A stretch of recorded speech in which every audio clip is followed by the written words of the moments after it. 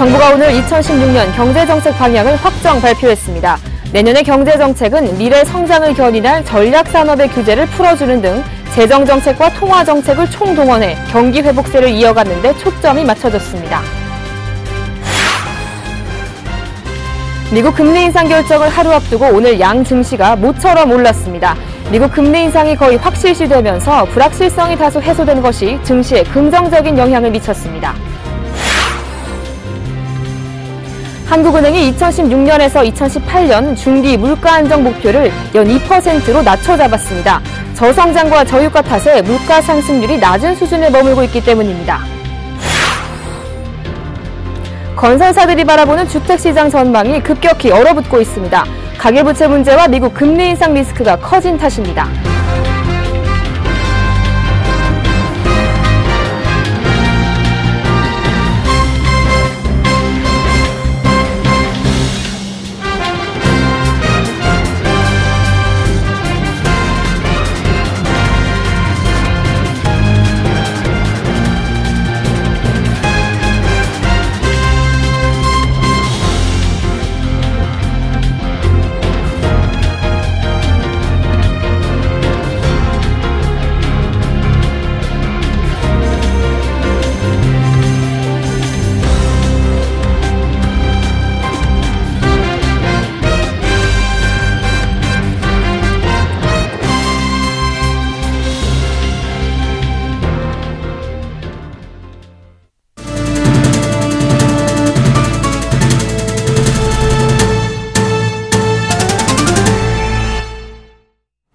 시청자 여러분 안녕하십니까? 16일 수요일 생경제 현장 오늘의 주요 뉴스입니다.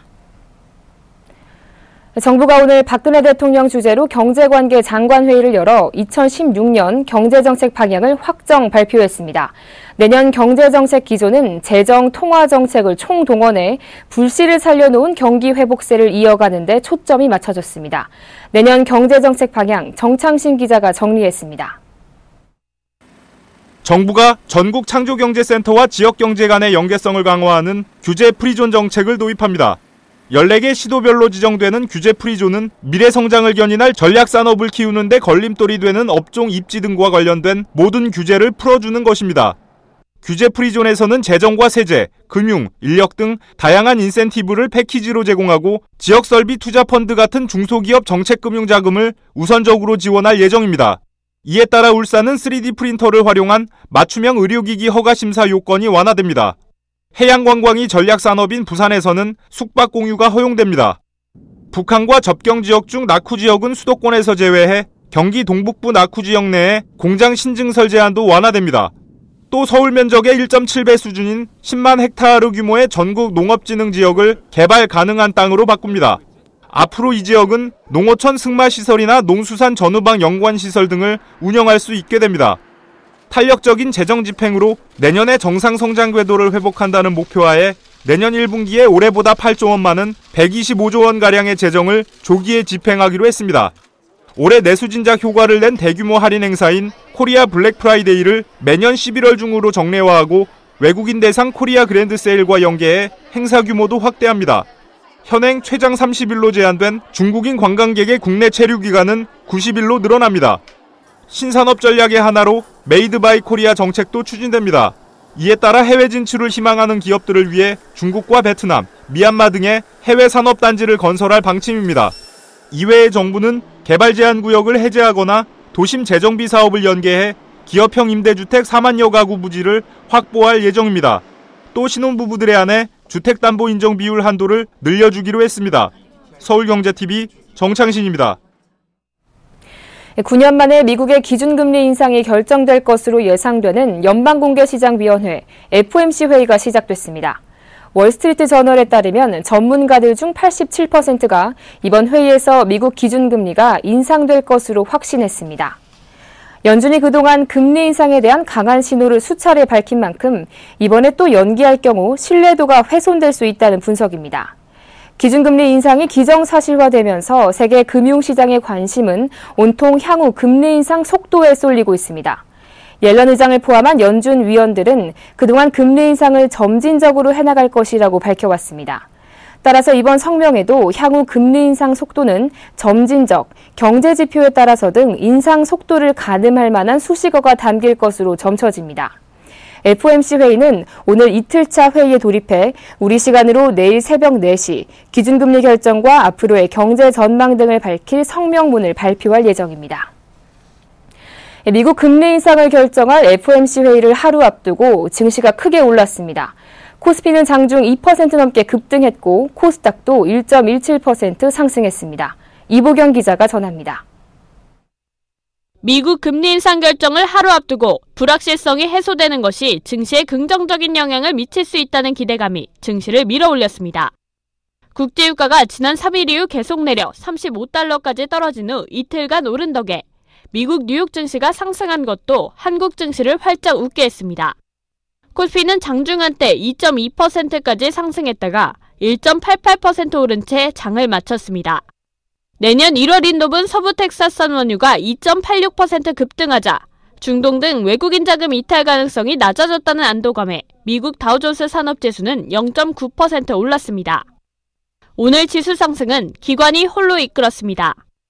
기관이 5,375억 원을 사들인 반면 개인은 3,956억 원, 외국인은 1,883억 원을 팔았습니다. 미국 금리 인상이 거의 확실시되고 있는 가운데 전문가들은 향후 금리 인상 속도와 장기적인 평균 금리 수준에 대한 옐런 의장의 발언에 따라 주식시장이 판가름 날 것이라고 보고 있습니다. 미국이 점진적으로 기준금리를 올려간다면 국내 증시는 오히려 반등할 것이라는 낙관적인 전망에 힘이 실리고 있습니다. FOMC 이후에 시장이 좀 정상화되는 흐름이 좀 더 이어지지 않을까. 금융주, 그리고 이제 IT나 자동차처럼 수출 관련주들, 최근에 불확실성 때문에 주가가 과다하게 빠졌던 이제 배당주나 가치주 이런 것들이 조금 연말 배당 투자 관련해서 조금 더 회복이 빠르지 않을까 생각하고 있습니다. 이틀 전인 14일 3.54% 급락해 개인 투자자들을 울렸던 코스닥 시장도 1.17% 상승 마감했습니다. 아시아 증시도 올랐습니다. 니케이 주가도 2% 넘게 상승했고 상하이 종합지수, 홍콩 항생지수 등도 일제히 올랐습니다. 서울경제TV 이보경입니다. 한국은행은 오늘 이주열 총재 주재로 금융통화위원회를 열어 2016년에서 2018년 중기 물가 안정 목표를 소비자 물가 상승률 기준 2%로 의결했습니다. 2013년에서 2015년 목표치인 2.5%에서 3.5%보다 0.5%포인트에서 1.5%포인트 낮은 수준입니다. 세계적인 수요 부진으로 저성장 기조가 확산된 데다가 유가 하락 영향으로 기대 인플레이션과 물가 상승률이 낮은 수준에 머물고 있기 때문입니다. 한국은행이 목표치를 범위가 아닌 단일 수치로 설정한 것은 이번이 처음인데 분명한 목표를 제시함으로써 물가 안정에 힘쓰겠다는 의지를 반영한 조치라고 밝혔습니다.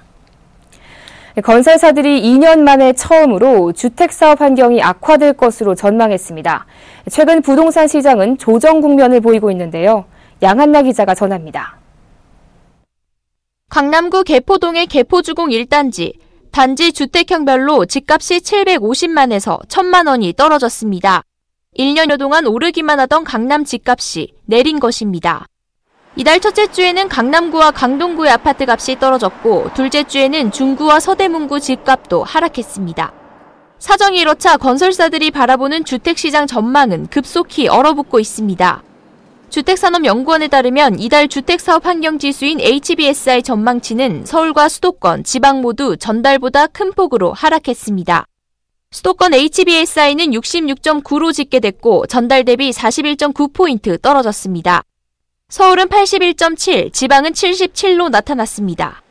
이들 지수는 모두 25개월 만에 100을 넘기지 못했습니다. HBSI는 건설사 500여 곳을 대상으로 주택시장 상황의 변동 전망을 조사한 것으로 지수가 100을 넘지 못하면 경기가 나빠질 것으로 전망하는 업체가 많다는 뜻입니다.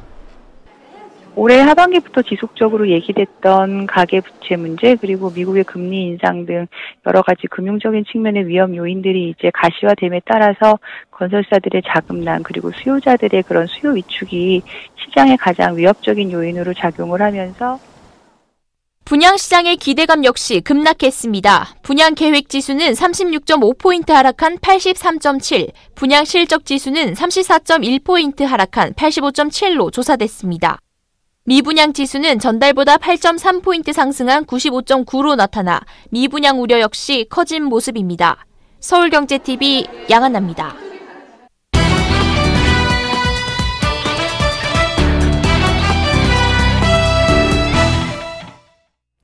내년 우리 경제를 이끌고 가기 위한 정부의 경제정책 방향이 오늘 나왔습니다.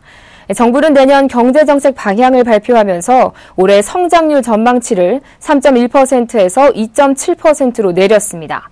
성장률 3%대 기대를 버리지 않던 정부의 2%대 전망은 현재의 경기 상황을 단적으로 보여주고 있는데요. 내년에는 어떻게든 3%대 성장 궤도로 복귀하겠다는 것이 정부의 전략인데 보도국 정은규 기자와 자세한 얘기 나눠보겠습니다. 안녕하세요. 네, 안녕하십니까? 네, 정 기자, 우선 내년 우리 정부의 경제정책 방향 어디에 초점이 맞춰져 있습니까? 네, 크게는 경기 회복과 구조 개혁입니다. 규제 완화와 4대 부문 구조 개혁을 지속적으로 펼쳐 경제혁신 3개년 계획의 성과를 구체화하겠다는 것으로 요약됩니다. 정부의 내년 경제정책 방향을 살펴보면 재정을 투입하는 사업은 많이 눈에 띄지 않는 편입니다. 미국의 금리 인상과 중국의 경제 성장 둔화 등 굵직굵직한 대외 변수가 한국 경제를 강타할 것으로 예상되는 상황에서 우리나라의 재정 통화 정책의 여력이 크지 않기 때문에 규제 완화에 초점이 맞춰진 것으로 보입니다. 네, 결국 경기 활성화를 위해서 남은 카드는 정부가 돈을 더 들이는 것보다는 이제 규제를 완화해주겠다는 것인데 구체적으로 어떤 내용이죠? 네, 규제 프리존이나 서울시 면적의 2배에 가까운 10만 헥타르 규모의 농업진흥지역을 해제한 것이 대표적인 규제 완화 정책입니다. 우선 규제 프리존은 신성장 산업 육성과 경제 활력 촉진을 위해 수도권을 제외한 전국 14개 시도에 만들어지게 됩니다. 또 농업진흥지역 해제는 기업형 임대주택인 뉴스테이 건설을 올해 1만 4천 가구에서 내년에는 5만 가구로 늘리기 위한 목적입니다. 정부는 전국 14개 시도의 규제 프리존이 추진되는 상황과 연계해 경기 동북부 낙후 지역에 대해서도 기업 투자 여건 개선과 입지 지원을 추진하겠다고 밝혔는데요. 경기 동북부 낙후 지역은 서울에서 멀지 않은 수도권이기 때문에 여러 기업이 경쟁적으로 투자하겠다고 달려들 가능성이 높습니다. 네, 또 우리 정부가 우리 경제 체질을 바꾸기 위해서 구조개혁도 내년에는 마무리할 방침이라죠? 네, 내년 경제정책 방향에는 노동, 공공, 금융, 교육 등 4대 부문 구조개혁 완성에도 방점이 찍혀 있습니다. 2017년 대선이라는 정치 일정을 고려하면 경제혁신 3개년 계획의 핵심인 4대 부문 구조개혁을 마무리할 수 있는 실질적인 시간은 내년뿐이기 때문입니다. 우선 정부는 노동개혁과 관련해 5대 입법을 마치고 노사정 합의에 대한 후속 조치에 나설 방침입니다. 또 금융부문에서는 인터넷 전문은행 영업을 개시하고 공공부문은 공공기관 추가기능 조정, 교육부문은 정원조성 선도대학 선정 등으로 4대 부문 개혁의 성과를 구체화하기로 했습니다. 네, 이번 달 종료되는 개별 소비세 인하에 대한 이야기도 많이 나오고 있습니다. 자칫하면 소비 절벽이 발생할 수 있다는 건데 여기에 대한 대책도 마련돼 있습니까? 네, 대표적인 대책은 올해 처음 실시한 코리아 블랙 프라이데이를 매년 11월로 정례화하기로 한 것입니다. 이 행사를 외국인 관광객을 대상으로 하는 코리아 그랜드 세일과 연계해 세계적인 쇼핑 축제를 육성하겠다는 것이 정부 보관입니다. 중소기업 상품 판매전도 병행할 계획인데 행사명은 대국민 공모를 통해 확정될 예정입니다. 기업들의 연간 온누리 상품권 구매 목표도 올해 1,600억 원에서 2,000억 원으로 올려잡았습니다. 정부 차원에서는 당초 내년 1분기에 117조 원의 재정을 풀기로 했지만 8조 원을 늘려 125조 원을 풀기로 했습니다. 또 공공기관이 투자를 6조 원가량 확대하고 국민연금 등 연기금도 해외보다 국내 투자를 10조 원 늘리도록 유도할 계획입니다. 네, 내년 경제정책 방향에 대해서 보도국 정은규 기자와 함께했습니다. 오늘 말씀 잘 들었습니다. 고맙습니다. 네, 감사합니다.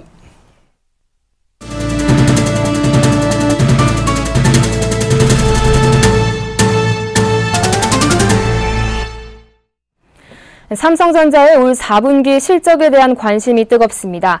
우리 증시에서 차지하는 시가총액 비중만 13%에 가까운 등 영향력이 막대하기 때문인데요. 지난 3분기 어닝 서프라이즈에 이어 4분기에도 선방할 수 있을까요? 앵커 리포트입니다. 연말이 다가오면서 증권사들마다 삼성전자의 4분기 실적 전망 보고서를 속속 내놓고 있습니다.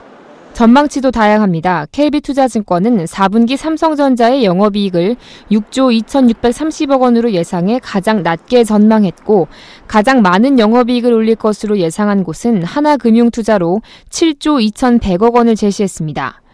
국내 증권사 25곳이 예상한 삼성전자의 올 4분기 평균 영업이익은 6조 7,598억 원으로 전분기에 못 미칠 것으로 보고 있습니다. 지난 3분기에는 반도체 부문이 실적 효자 노릇을 톡톡히 했고 환율 수혜로 삼성전자가 시장의 예상을 훌쩍 뛰어넘는 7조 4천억 원이라는 깜짝 실적을 발표한 바 있습니다. 하지만 4분기에는 호실적을 이어갈 만한 마땅한 재료가 없는 상황입니다. 4분기는 아무래도 가격이 될 수밖에 없고 스마트폰이 이제 중국 업체들이 등장하고 점유율이 올라가는 바람에 마진이 떨어지는 상황이죠. 스마트폰 시장이 성숙기에 진입하면서 수요가 줄어들고 있는 것도 4분기 삼성전자의 고전이 예상되는 이유입니다. 한때 삼성전자의 실적을 주도했던 IT 모바일 사업 부문은 지난 3분기 영업이익이 감소하는 등 최근 부진을 면치 못하고 있습니다. 특히 스마트폰 수요에서 중저가폰의 비중이 늘어나고 있어 같은 수량을 팔아도 평균 판매 가격이 낮아져 수익이 덜 나게 됩니다. 하이엔드 쪽이 조금 빠진다고 보고 있어요. 중저가 형식으로 되어 있는 것은 대신 1% 정도 올라간다. 이 같은 전망에 최근 외국인 투자자들은 그 어느 때보다도 빠르게 삼성전자 비중을 줄이고 있습니다. 삼성전자가 대규모 자사주를 매입한다고 밝히면서 주가가 오를 것이란 분석이 많았지만 불투명한 사업 전망으로 외국인이 주식을 처분하면서 외국인 지분 보유율은 1년 9개월 만에 처음으로 50% 밑으로 떨어지기도 했습니다. 주가는 자사주 매입 소식에 지난달 2일 138만 3천 원까지 오른 후 120만 원에서 130만 원 사이를 횡보하고 있습니다. 서울경제TV 정한입니다. 인도 엔지니어 출신 순다 피차이 구글 최고 경영자가 1년 만에 다시 한국을 찾았는데요. 올해 문을 연 구글 서울 캠퍼스를 찾아 신생 벤처 창업가들과 학생들에게 구글의 혁신 전략을 들려줬습니다. 조주희 기자가 현장에 다녀왔습니다. 입사 11년 만에 구글 최고 경영자 자리에 오른 순다 피차이. 웹브라우저 크롬 등 새로운 사업들을 이끌어온 그는 구글의 성공 비결로 혁신을 꼽았습니다. 그러면서 끊임없는 혁신을 가능하게 하는 건 바로 똑똑한 사람들과 야심찬 목표라고 설명했습니다. If you get smart people together, motivate them by an ambitious problem, they eventually end up doing something very useful.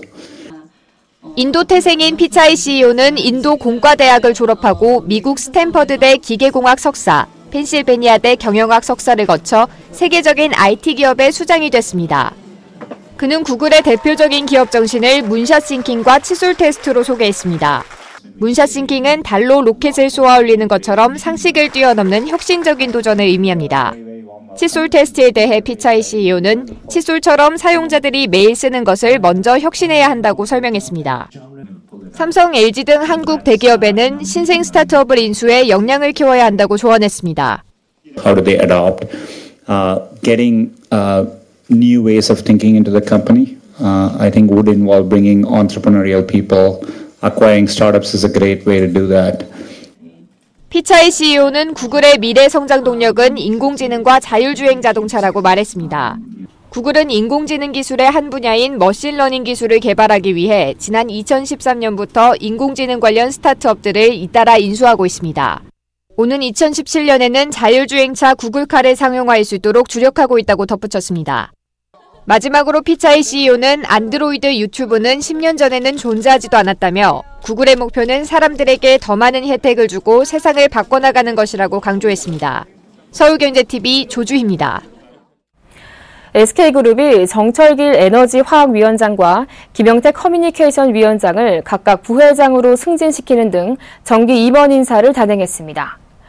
올해 SK이노베이션의 실적 회복과 SK하이닉스의 역대 최대 실적 예상 등을 반영해 82명의 신규 임원 선임을 포함 137명을 승진시켰습니다. 지난해 48%이던 40대 승진자가 올해는 59%로 높아지는 등 1970년대생들의 약질이 두드러졌습니다. 특히 이번 승진 인사에서는 1971년생인 송진화 사장을 SK 트레이딩 인터내셔널 사장에 보임하는 등 세대 교체가 이뤄질 수 있도록 한 것이 큰 특징이라고 SK그룹은 설명했습니다.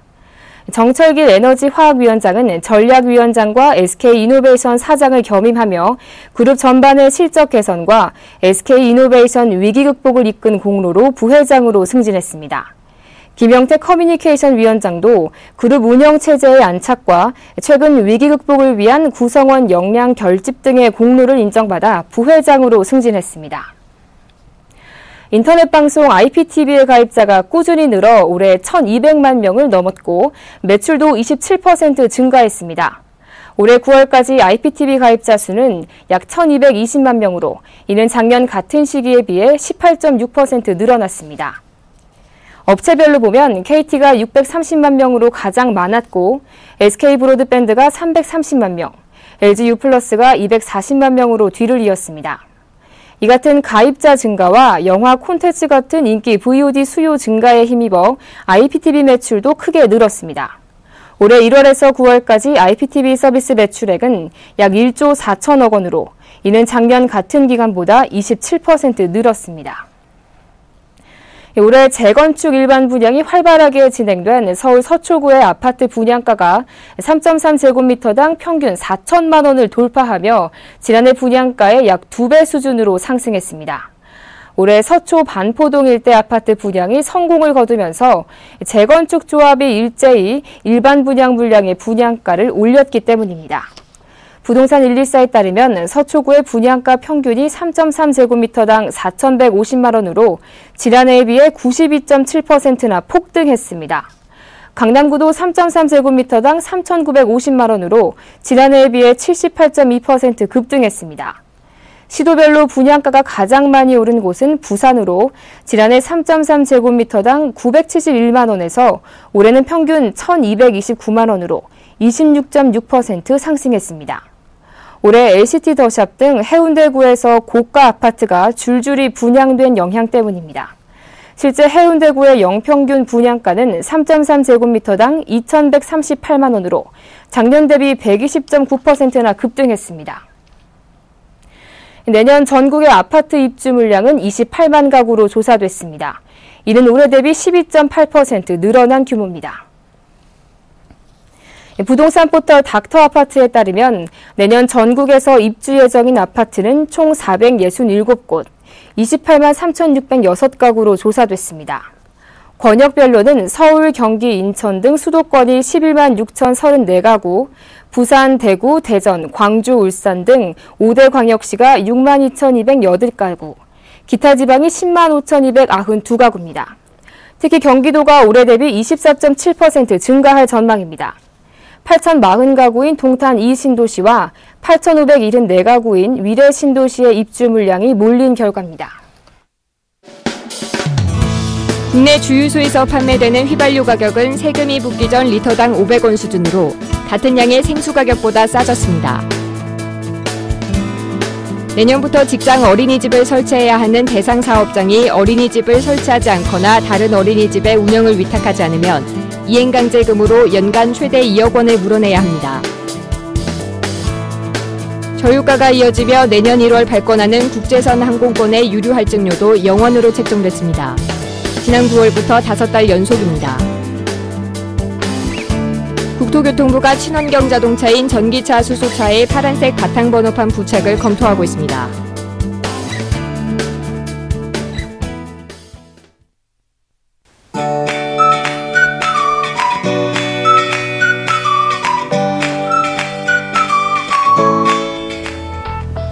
안녕하세요. K웨더 라이프스타일 예보 황지영입니다.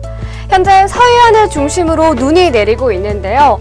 서쪽 지방을 중심으로 눈이 내리겠고 내일 오전 중으론 다 그치겠습니다. 앞으로는 무엇보다 강추위에 대한 대비를 철저히 하셔야겠습니다. 오늘 밤부터 한기가 급격히 내려오면서 내일 가장 춥겠는데요. 보통 한기가 내려오면 서해상으로 눈구름이 만들어지는데 때문에 현재 서해안과 제주 산간, 전북 지방을 중심으로 대설특보가 내려진 가운데 내일까지 제주 산간으로 최고 20cm, 서해안과 제주도 최고 10cm의 많은 눈이 예상되고요. 그 밖에 충청과 호남도 최고 5cm나 눈이 쌓이겠습니다. 피해 없도록 대비를 잘 하셔야겠고요. 그 밖에 중북부 지방도 오늘 밤 눈이 날리는 곳이 있겠습니다. 오늘 퇴근길부터 찬바람이 매섭게 몰아치겠습니다. 강추에 대한 대비를 단단히 하고 나가셔야겠는데요. 밤새 기온도 10도가량이나 뚝 떨어지겠고 바람 때문에 내일 아침 체감온도는 영하 10도를 밑도는 곳이 많겠습니다. 금요일까지도 계속해서 춥다가 주말쯤 평년 수준을 회복할 것으로 전망됩니다. 현재 위성 영상 보시면 서해안을 중심으로 눈이 내리고 있는데요. 점차 눈구름이 더 내륙 쪽으로 들어오면서 서쪽 지방에 눈이 내리겠습니다. 앞으로 찬 대륙 고기압의 세력을 더욱 확장하면서 매서운 추위가 찾아오겠습니다. 자세한 지역별 날씨 나절 예보로 알아보겠습니다. 중북부 내일은 구름 많다가 점차 개겠고 서울 영하 6도, 춘천 영하 8도까지 떨어져 매우 춥겠습니다. 울릉도, 독도에도 대설특보가 내려진 가운데 내일 종일 눈이 내리겠고요. 강릉과 울진 영하 3도에서 영상 3도 분포 예상됩니다. 충청과 호남은 오전까지, 제주도는 늦은 오후까지 눈이 이어지겠고 찬바람 때문에 체감온도는 종일 영하권인 곳이 많겠습니다. 현재 전해상에 풍랑주의보가 발효 중인 가운데 내일도 바람이 매우 강하게 불면서 물결이 거세게 일겠습니다. 내일 가장 추웠다가 모레부터는 계속해서 기온이 오르겠고요. 월요일에는 전국에 비가 내리겠습니다. 기상정보였습니다.